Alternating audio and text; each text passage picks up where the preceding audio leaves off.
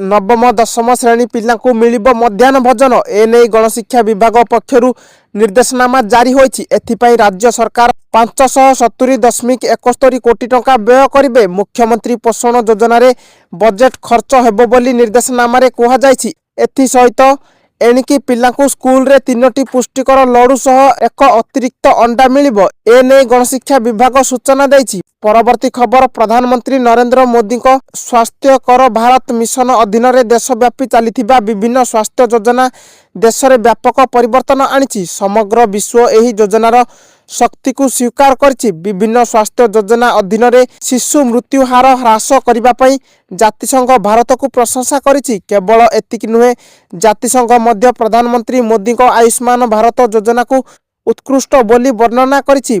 परवर्ती खबर वज्रपात जनित मृत्यु बढ़ाई चिंता। 5 वर्ष रे वज्रपात रे राज्य रे गलानी 1418 जनक जीवन। विधानसभा रे राजस्व और विपर्यय परिचालना मंत्री सुरेश पुजारी लिखित उत्तर रे एही तथ्य रखिछंती। परवर्ती खबर नवीन पट्टनायक कार्य को राज्य सरकार को प्रशंसा।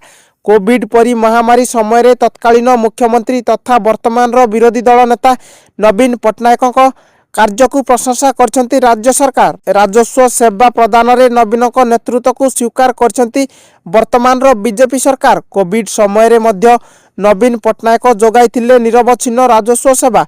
गृह रे लिखित भावे उत्तर देई एहा कहिसंती राजस्व मंत्री सुरेश पुजारी। परवर्ती खबर राज्य रे आसीबो नुआ बदल नीति। राजनैतिक छत्र छाया तळे बहु वर्ष हेबो निर्दिष्ट स्थान रे रहितिबा अधिकारी बदली करा जिवो। सरकारी कर्मचारी एक नुआ बदल नीति आसीबो जहा द्वारा राज्य रे थिबा प्रशासनिक आवश्यकता और कर्मचारी मंगल होई परिबो।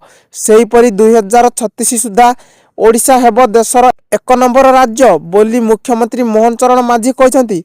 परवर्ती खबर विधानसभा आसिला सांघातिक तथ्य। राज्य रे 23 जिल्ला रे कमुची भूतल जलस्तर।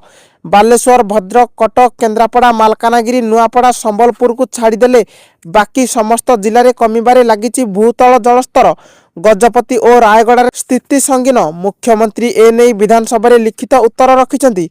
परवर्ती खबर रूस यूक्रेन मध्य युद्ध विरति नहीं आलोचना भितर पुटिन को स्वास्थ्य नहीं बड़ सूचना देइछंती जेलेंस्की। खूब शीघ्र रूस राष्ट्रपति पुटिन को मृत्यु हेबो बोली दाबी करछंती यूक्रेन राष्ट्रपति। रूस रो जोरदार आक्रमण भितर सामना को आसीची एभली खबर। प्यारिस रे एक साक्षात्कार रे यूक्रेन राष्ट्रपति जेलेंस्की एभली विस्फोरक बयान देइछंती। परवर्ती खबर खूब शीघ्र भारत आसीबे रूस राष्ट्रपति व्लादिमीर पुटिन।